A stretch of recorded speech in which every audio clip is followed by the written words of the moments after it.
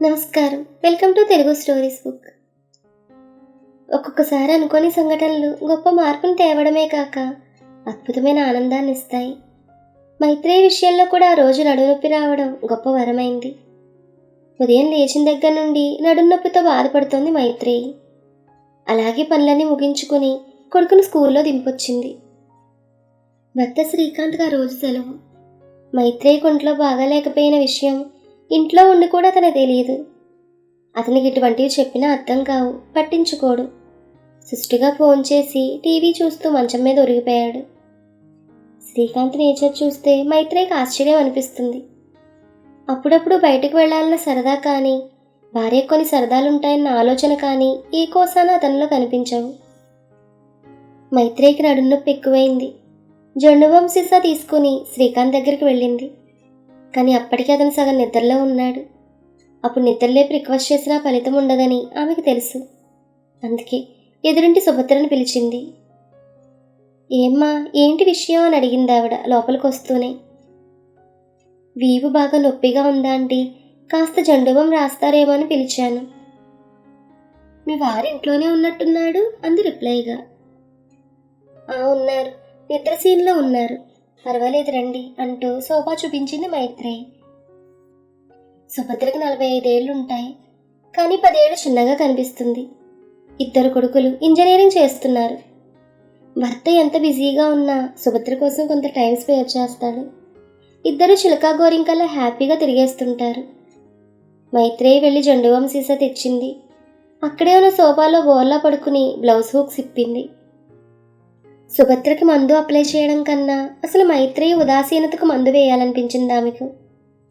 చేతిలో కొద్దిగా జండుబాం తీసుకుని వీపు మీద రాయడం మొదలుపెట్టింది.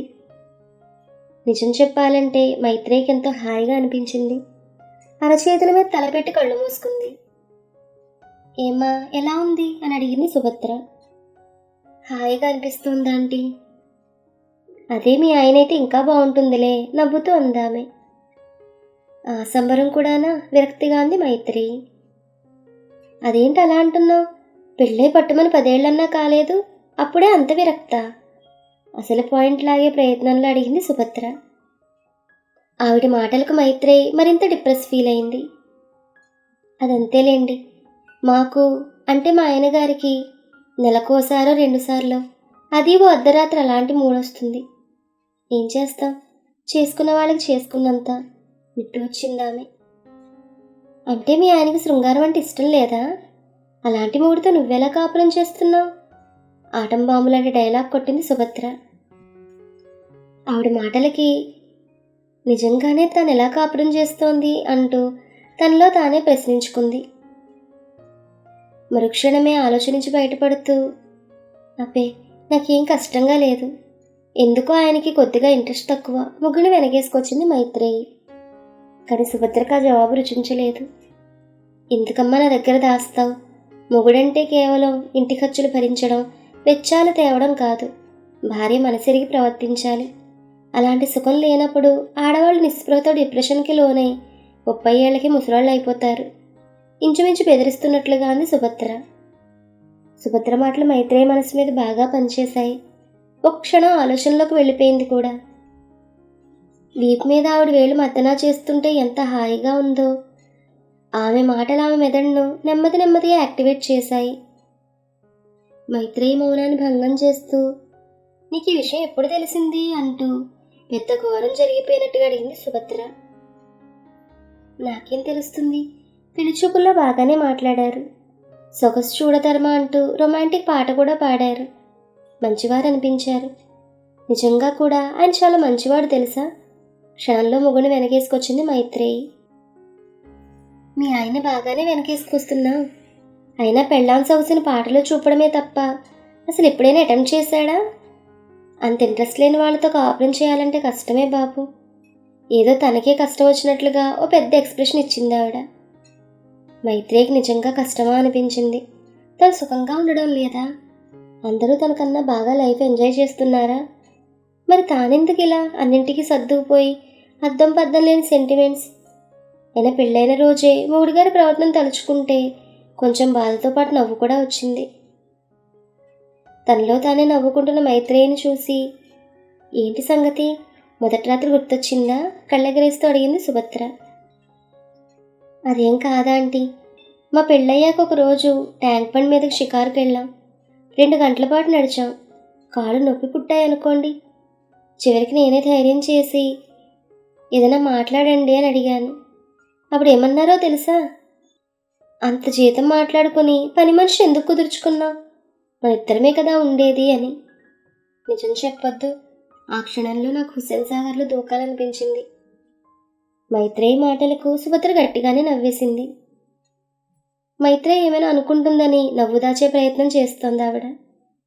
మైత్రేయికి తనను చూసి నవ్విందని ఉక్రోషం ముంచుకొచ్చింది. పొండా ఆంటీ, అన్నీ అడుగుతారు, ఆ తర్వాత నవ్వుతారు, మొంగమూతి పెట్టింది ఆమె. ఇంతలో శ్రీకాంత్కి సడన్గా మెలకు వచ్చింది. టీవీలో వస్తున్న ఇంగ్లీష్ సినిమా మంచి రసవత్తరంగా సాగుతోంది. హాల్లో మైత్రేయి మాటలు స్పష్టంగా వినిపిస్తున్నాయి. తన గురించి మొహమాటం లేకుండా భార్య పరాయి వాళ్ళకి చెప్పడం ఒకంత కోపం తెప్పించింది అతనికి. సహజంగా త్వరగా ఇరిటేట్ అయ్యే రకం కాదు కాబట్టి సర్దుకున్నాడు. తను లేచి హాల్లోకి వెళ్తే వాళ్ళ సంభాషణకు బ్రేక్ వేయొచ్చని నెమ్మదిగా లేచి గుమ్మం దగ్గరగా వెళ్ళాడు. శ్రీకాంత్ కొద్దిగా కట్టెను తొలగించి తల బయట పెట్టాడు. ఒక్కసారిగా ఏదో అద్భుతాన్ని చూస్తున్నట్లుగా కళ్ళు టపటపలాడించాడు. మైత్రేయి బోర్లా పడుకొని తల పైకెత్తి సుభద్రతో ఏదో చెప్తోంది. వదులుగా ఉన్న బ్లౌజ్లోంచి కవ్వించేటట్లుగా ఉన్న ఆమె వక్షద్వయం కోరిక రగిలేటట్టుగా ఉంది. కుడివైపున్న తేనె రంగు పుట్టుమచ్చ మరింత ప్రవోకింగ్గా ఉంది. ఆ క్షణంలో వెళ్ళి ఆమెను ముద్దాడాలన్న కోరిక కలిగింది. పట్టపగల భార్య అందాన్ని ఆ రోజు మొదటిసారిగా చూడ్డం అతని మనస్సంతా మత్తుగా మారి నిమిషంలో కోరిక కమ్మేసింది. అప్పుడే టీవీలో చూసిన ఇంగ్లీష్ మూవీ ప్రభావం మరింత తోడైంది. మళ్ళీ తల తిప్పి అలికిళ్ళు లేకుండా అటువైపు చూశాడు. ఈసారి మైత్రేయి అరచేతుల మీద తలపెట్టి పడుకునుంది.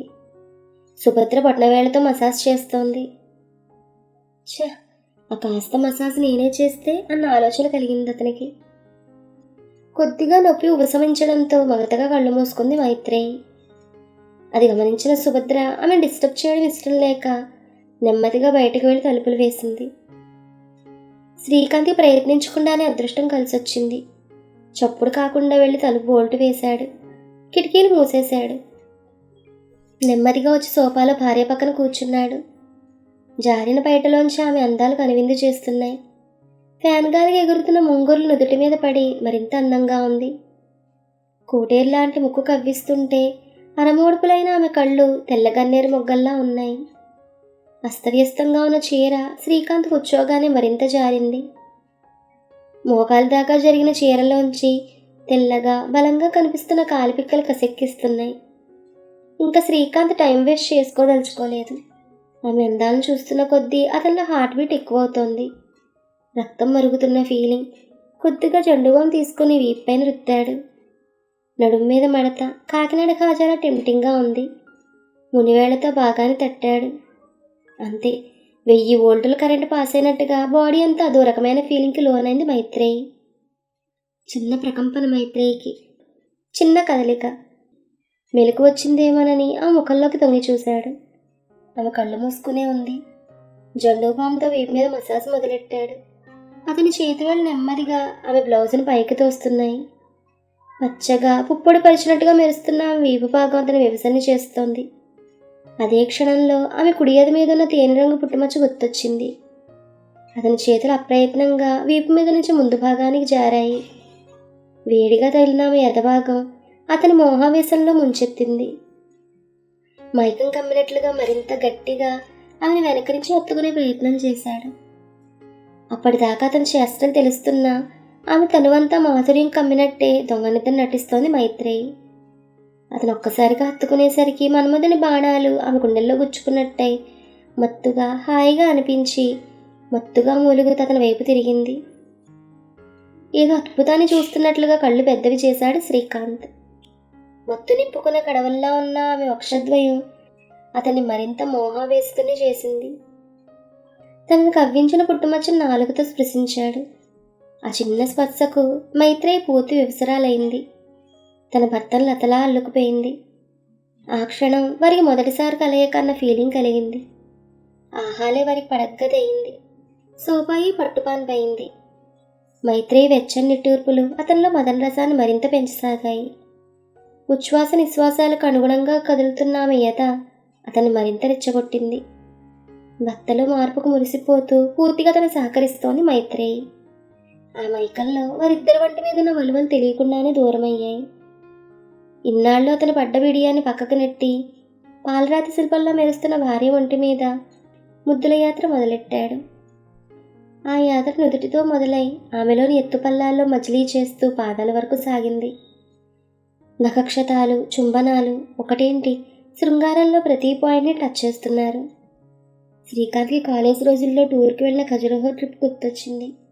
అంతే, ఇంక చూసిన ప్రతిభంగములు చేయడం మొదలుపెట్టాడు. శృంగారంలోని ఆనందాన్ని ఇద్దరూ మొదటిసారిగా రుచి చూశారు. అలా ఎంతసేపు ఆ రసికేళ్ళలో తేలారో కానీ అలసిపోయిన మైత్రేయి భర్త గుండెల మీద తలవాల్చి తృప్తిగా కళ్ళు మూసుకుంది. ఏంటి ఈరోజు పట్టపగలే శృంగారయాత్ర మురిపంగా అంది. ఆమె ముంగురులను సవరిస్తూ సొగసు చూడతరమా అంటూ పాటందుకున్నాడు శ్రీకాంత్. చాలండి, ఇప్పుడు పాటలు భావుకత్వం నాకు అక్కర్లేదు, మీ చేతలే బాగున్నాయి అంటూ అతన్ని మళ్ళీ తన మీదకు లాక్కుంది మైత్రేయి. మరో శృంగారయాత్ర మొదలైంది. 10 రోజులుగా మైత్రేయిలో కనిపిస్తున్న కొత్త వెలుగును పసిగట్టింది సుభద్ర. అంతేకాక అర్ధరాత్రి దాటిన వారి పడగదిలో లైట్లు వెలగడము గమనించింది. ఓ రోజు వాకిట్లో కూరగాయలు కొనడానికి వచ్చిన మైత్రేయి చేయి పట్టుకుని ఆపేసి అసలు విషయం చెప్పమని అడిగింది సుభద్ర. అంతా మీ చేతి చలువ అంటూ ఆ రోజు జరిగింది సిగ్గుపడుతూ చెప్పి ఇంట్లోకి జారుకుంది మైత్రేయి. సుభద్ర పుణ్యమా అని ఈ విషయం కాలనీలో అందరికీ తెలిసింది. అంతే, ఏడాది పాటు సరిపోతుందని తెచ్చిన జండుబాం సీసాలు ఆ కాలనీలోని జనరల్ స్టోర్స్లో ఓ నెలలోనే అయిపోయేసరికి షాక్ అయ్యాడు షాప్ ఓనర్. సుభద్రకు చెప్పిన శృంగార సూత్రాలు అమలుపరిచే ప్రయత్నం ఆ కాలనీలో ప్రతి ఇంటా జరుగుతూనే ఉంది. ఈ కథ మీకు నచ్చితే please like, share and subscribe to our Telugu stories book. Thank you.